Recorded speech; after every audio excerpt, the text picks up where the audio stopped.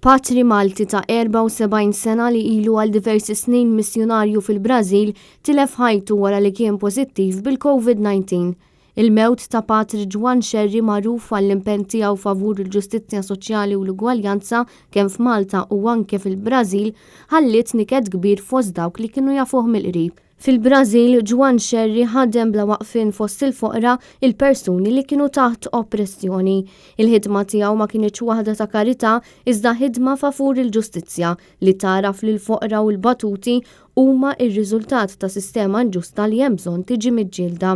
Meta kien ikun Malta huwa ta' spiss tal-kontribut tiegħu għal inizjattivi li kienu jiġu organizzati minn moviment graffiti u NGOs oħrajn. F'intervista li kellu mat-Times fl-2009, Patri Juan Xerri kien stqar li l-uniku kriżi li ninsabu fiha hija kriżi tar-ruħ u rridu niftakru minn aħna minn fejn ġejna kif kienet l-istorja tagħna u x'inhuma l-valuri veri tagħna bħala Maltin u Kattoliċi.